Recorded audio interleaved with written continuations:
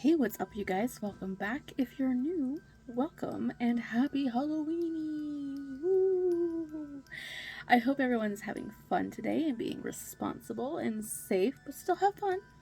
Have fun, okay? And as always, we have a little tradition here on the channel that we started where I read you a dramatic reading of an Edgar Allan Poe story. So this year, I didn't really have any feedback, so I just chose one. Hope everyone likes it. We're going to be reading The Black Cat. Meow. For the most wild yet most homely narrative that I am about to pen, I neither expect nor solicit belief. Mad indeed would I be to expect it in a case where my very senses reject their own evidence. Yet, mad am I not. And very surely do I not dream. But tomorrow I die, and today I would unburthen my soul. My immediate purpose is to place before the world plainly, succinctly, and without comment, a series of mere household events. In their consequences, these events have terrified, have tortured, have destroyed me. Yet, I will not attempt to expound them. To me, they have presented little but horror. To many, they will seem less terrible than baroques. Hereafter, perhaps, some intellect may be found which will reduce my phantasm to the commonplace, some intellect more calm, more logical, and far less excitable than my own, which will perceive in the circumstances I detail with awe nothing more than an ordinary succession of very natural causes and effects. From my infancy, I was noted for the docility and humanity of my disposition. My tenderness of heart was even so conspicuous as to make me the jest of my companions. I was especially fond of animals, and was indulged by my parents with a great variety of pets. With these I spent most of my time, and never was so happy as when feeding and caressing them. This peculiarity of character grew with my growth, and in my manhood I derived from it one of my principal sources of pleasure.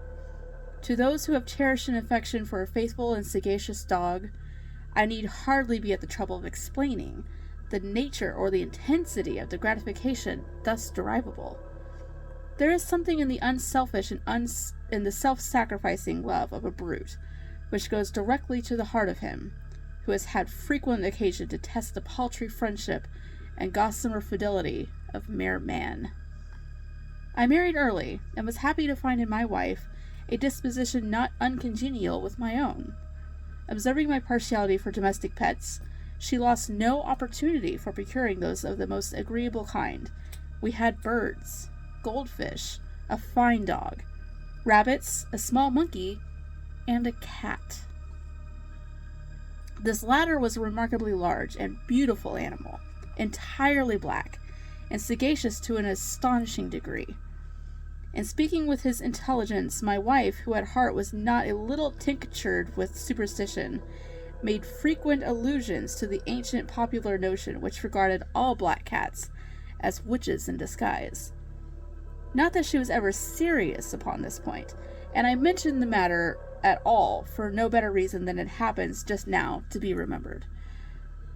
Pluto, this was the cat's name, was my favorite pet and playmate. I alone fed him, and he attended me wherever I went about the house. It was even with difficulty that I could prevent him from following me through the streets.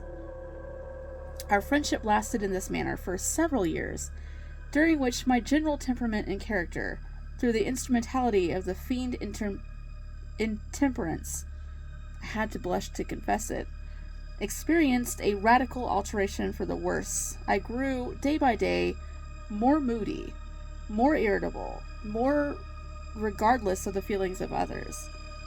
I suffered myself to use intemperate language to my wife. At length, I even offered her personal violence.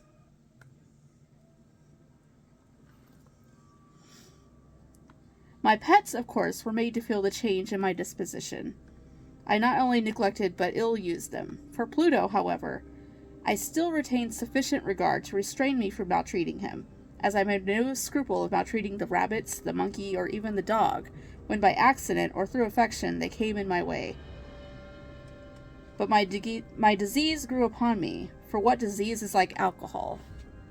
And that at that length, Pluto, who is now becoming old and consequently somewhat peevish, even Pluto began to experience the effects of my ill temper. One night, returning home, much intoxicated from one of my haunts about town, I fancied that the cat avoided my presence.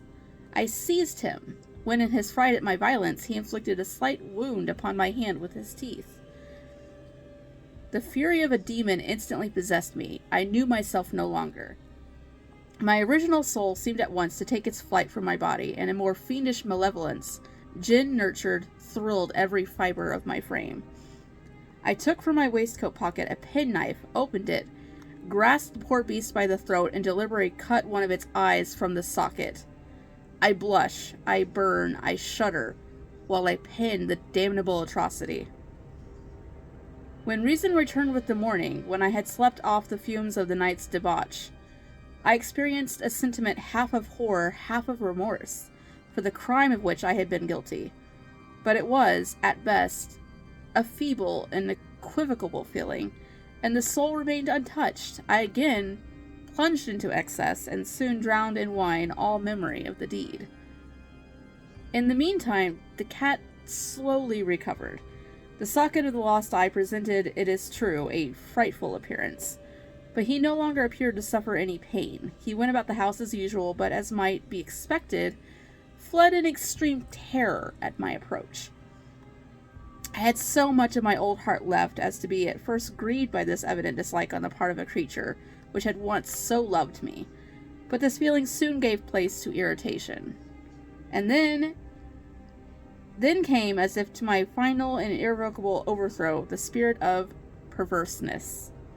Of this spirit philosophy takes no account, yet I am not more sure that my soul lives than I am that perverseness is one of the primitive impulses of the human heart, one of the indivisible primary faculties or sentiments which gives direction to the character of man. Who has not 100 times found himself committing a vile or silly action for no other reason than because he knows he should not? Have we not perpetually inclination, the teeth of our best judgment, to violate that which is law, merely because we understand it to be such? The spirit of perverseness, I say, came to my final overthrow. It was this unfathomable longing of the soul to vex itself, to offer violence to its own nature, to do wrong, if the wrong's sake only, that urged me to continue, and finally to consummate the injury I had inflicted upon the unoffending brute. One morning, in cool blood, I slipped a noose about its neck, and hung it to the limb of a tree. Hung it with the tears streaming from my eyes and the bitterest remorse at my heart. Hung it because I knew that it had loved me, and because I felt it had given me no reason of offense. Hung it because I knew that in so doing I was committing a sin, a deadly sin, that would so jeopardize my mortal soul as to place it, if such a thing were possible, even beyond the reach of the infinite mercy of the most merciful and most terrible God. On the night of the day in which this cruel deed was done, I was aroused from sleep by the cry of fire. The curtains of my bed were in flames. The whole house was blazing. It was with great difficulty that my wife, a servant, and myself made our escape from the conflagration.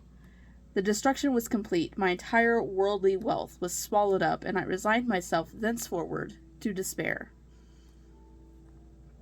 I am above the weakness of seeking to establish a sequence of cause and effect between the disaster and the atrocity, but I am detailing a chain of facts, and wish not to leave even a possible link imperfect. On the day succeeding the fire, I visited the ruins. The walls, with one exception, had fallen in. This exception was found in a compartment wall, not very thick, which stood about the middle of the house, and against which had rested the head of my bed. The plastering had here, in great measure, resisted the action of the fire, a fact which I attributed to its having been recently spread. About this wall a dense crowd were collected, and many persons seemed to be examining a particular portion, and with every minute and eager attention the words "strange," "singular," and other similar expressions excited my curiosity, I approached and saw, as if graven in bas relief upon the white surface, the figure of a gigantic cat. The impression was given with an accuracy truly marvelous. There was a rope about the animal's neck.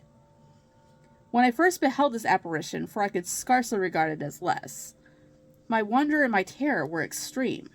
But at length reflection came to my aid. The cat, I remembered, had been hung in a garden adjacent to the house. Upon the alarm of fire, this garden had been immediately filled by the crowd, by some of whom the animal must have been cut from the tree and thrown through an open window into my chamber. This had probably been done with the view of arousing me from sleep. The falling of other walls had compressed the victim of my cruelty into the substance of the freshly spread plaster, the lime of which, with the flames and the ammonia from the carcass, had then accomplished the portraiture as I saw it. Although I thus readily accounted to my reason, if not altogether my conscience, for the startling fact just detailed, it did not less fail to make a deep impression upon my fancy. For months I could not rid myself of the phantasm of the cat, and during this period there came back into my spirit a half-sentiment that seemed but was not remorse. I went so far as to regret the loss of the animal, and to look about me among the vile haunts which I now habitually frequented, for another pet of the same species, and of somewhat similar appearance, but with which to supply its place. One night, as I sat, half stupefied in a den more than infamy, my attention was suddenly drawn to some black object reposing upon the head of one of the immense hogsheads of gin, or of rum, which constituted the chief furniture of the apartment. I had been looking steadily at the top of this hogshead for some minutes, and what now caused me surprise was the fact that I had not sooner perceived the object thereupon. I approached it, and touched it with my hand. It was a black cat, a very large one, fully as large as Pluto, and closely resembling him in his body, but this cat had a large, although indefinite, splotch of white, covering nearly the whole region of the breast. Upon my touching him, he immediately arose, purred loudly, rubbed against my hand, and appeared delighted with my notice. This, then, was the very creature of which I was in search. I at once offered to purchase it from the landlord, but this person had no claim to it, knew nothing of it, had never seen it before. I continued my caresses, and when I prepared to go home, the animal evinced a disposition to accompany me. I permitted it to do so, occasionally stooping and patting it as I proceeded. When it reached the house, it domesticated itself at once, and became immediately a great favorite with my wife. For my own part, I soon found a dislike to it rising within me. This was just the reverse of what I anticipated, but I know not how or why it was. Its evident fondness for myself rather disgusted and annoyed. By slow degrees, these feelings of disgust and annoyance rose into the bitterness of hatred. I avoided the creature. A certain sense of shame and the remembrance of my former deed of cruelty prevented me from physically abusing it. It did not for some weeks strike or otherwise violently ill-use it, but gradually, very gradually, I came to look upon it with unutterable loathing, and to flee silently from its odious presence as if from the breath of a pestilence. What added, no doubt, to my hatred of the beast was the discovery on the morning after I brought it home that, like Pluto, it also had been deprived of one of its eyes. This circumstance, however, only endeared it to my wife, who, as I have already said, possessed in a high degree that humanity of feeling which had once been my distinguishing trait, and the source of many of my simplest and purest pleasures. With my aversion to this cat, however, its partiality for myself seemed to increase.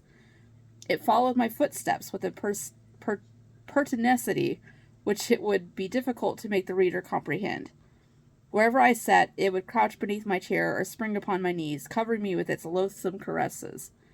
If I arose to walk, it would get between my feet and thus narrowly throw me down, or, fastening its long, sharp claws in my dress, clamber in this manner to my beast.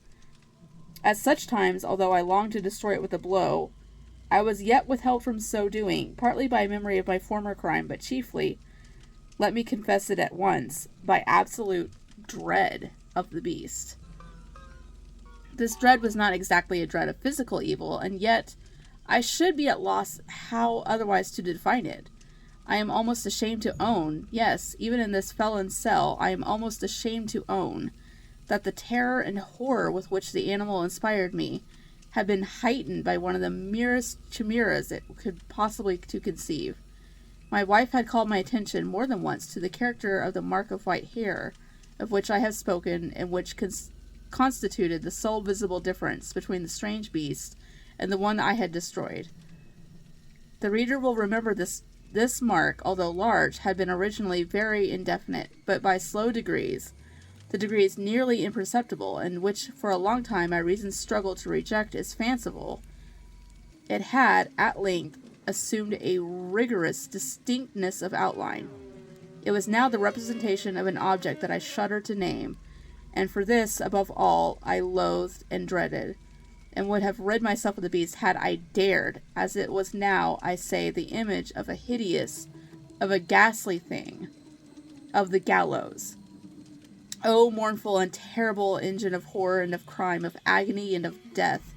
And now I was indeed wretched beyond the wretchedness of mere humanity, and with a brute beast, whose fellow I had contemptuously destroyed, a brute beast to work out for me, a man fashioned in the image of the high God. So much of the insufferable woe, alas! Neither by day nor by night knew I the blessing of rest any more. During the former, the creature left me no moment alone, and in the latter, I started hourly from dreams of unutterable fear to find the hot breath of the thing upon my face, and its vast weight, an incarnate nightmare that had no power to shake off, incumbent internally upon my heart. Beneath the pressure of torments, such as these feeble remnant of the good within me succumbed. Evil thoughts became my sole intimates, the darkest and most evil of thoughts. The moodiness of my usual temper increased to hatred of all things and of all mankind, while from the sudden, frequent, and ungovernable outbursts of a fury to which I now blindly abandoned myself, my uncomplaining wife, alas, was the most usual and most patient of sufferers. One day she accompanied me upon my household errand into the cellar of the old building which our poverty compelled us to inhabit. The cat followed me down the steep stairs, and nearly throwing me headlong, exasperated me to a madness. Uplifting an axe, and forgetting in my wrath the childish dread which had hitherto stayed my hand, I aimed a blow at the animal, which of course would have proved instantly fatal had it descended as I wished. But this blow was arrested by the hand of my wife. Goaded by the interference into a rage more than demoniacal, I withdrew my arm from her grasp and buried the axe in her brain. She fell dead upon the spot without a groan. This hideous murder accomplished, I set myself forthwith, and with entire deliberation, to the task of concealing the body. I knew that I could not remove it from the house, either by day or night, without the risk of being observed by the neighbors. Many projects entered my mind. At one period, I thought of cutting the corpse into minute fragments and destroying them by fire. At another, I resolved to dig a grave for it in the floor of the cellar. Again, I deliberated about casting it in the well in the yard, about packing it in a box as if merchandise, with the usual arrangements, and so getting a porter to take it from my house. Finally, I hit upon what I considered a far better expedient than either of these. I determined to wall it up in the cellar, as the monks in the Middle Ages recorded having walled up their victims. For a purpose such as this cellar was well adapted. Its walls were loosely constructed, and had lately been plastered throughout with a rough plaster, which the dampness of the atmosphere had prevented from hardening. Moreover, in one of the walls was a projection caused by a false chimney or fireplace that had been filled up and made to resemble the rest of the cellar. I made no doubt that I could readily displace the bricks at this point, insert the corpse, and wall the whole up as before, so that no eye could detect anything suspicious. And in this calculation I was not deceived. By means of a crowbar, I easily dislodged the bricks, and having carefully deposited the body against the inner wall, I propped it in that position, while with little trouble I relaid the whole structure as it originally stood. Having procured mortar, sand, and hair with every possible precaution, I prepared a plaster which would not be distinguished from the old, and with this I very carefully went over the new brickwork. When I had finished, I felt satisfied that all was right. The wall did not present the slightest appearance of having been disturbed. The rubbish on the floor was picked up with the minutest care. I looked around triumphantly and said to myself, "Here at last, then, my labor has not been in vain." My next step was to look for the beast which had been the cause of so much wickedness, for I had, at length, firmly resolved to put it to death. Had I been able to meet with it at the moment, there could have been no doubt of its fate. But it appeared that the crafty animal had been alarmed at the violence of my previous anger, and forbore to present itself in my present mood. It is impossible to describe or to imagine the deep, the blissful sense of relief which the absence of the detested creature occasioned my bosom. It did not make its appearance during the night, and thus for one night, at least, since its introduction into the house, I soundly and tranquilly, slept, even with the burden of murder upon my soul. The second and third day passed, and still my tormentor came not. Once again I breathed as a free man. The monster in terror had fled the premises forever. I should behold it no more. My happiness was supreme. The guilt of my dark deed disturbed me but little. Some few inquiries had been made, but these had been readily answered. Even a search had been instituted, but of course nothing was to be discovered. I looked upon my future felicity as secured. Upon the fourth day of the assassination, a party of the police came very unexpectedly into the house, and proceeded again to make rigorous investigation of the premises. Secure, however, in the inscrutability of my place of concealment, I felt no embarrassment whatsoever. The officers bade me accompany them in their search. I left no nook or corner unexplored. At length, for the third or fourth time, they descended into the cellar. I quivered not in a muscle. My heart beat calmly as that of one who slumbers in innocence. I walked the cellar from end to end. I folded my arms upon my bosom and roamed easily to and fro. The police were thoroughly satisfied and prepared to depart. The glee at my heart was too strong to be restrained. I burned to save but one word, by way of triumph, and to render doubly sure their assurance of my guiltlessness. "Gentlemen," I said at last, as the party ascended the steps, "I delight to have allayed your suspicions. I wish you all health and a little more courtesy. By the by, gentlemen, this is a very well-constructed house," and the rapid desire to say something easily, I scarcely knew what I uttered at all. "I may say an excellently well-constructed house. These walls— are you going, gentlemen? These walls are solidly put together." And here, through the mere frenzy of bravado, I rapped heavily with the cane, which I held in my hand, upon that very portion of the brickwork behind which stood the corpse of the wife of my bosom. But may God shield and deliver me from the fangs of the arch-fiend. No sooner had the reverberation of my blows sunk into silence than I was answered by a voice from within the tomb, by a cry, at first muffled and broken like the sobbing of a child, and then quickly swelling into one long, loud, and continuous scream. Utterly anomalous and inhuman, a howl, a wailing shriek, half of horror and half of triumph, such as might have arisen only out of hell, conjointly from the throats of the damned in their agony and the demons that exult in the damnation. Of my own thoughts it is folly to speak. Swooning, I staggered to the opposite wall.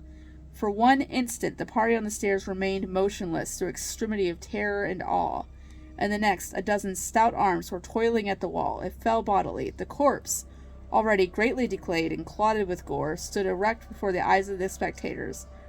Upon its head, with red extended mouth and solitary eye of fire, sat the hideous beast whose craft had seduced me into murder, and whose informing voice had consigned me to the hangman.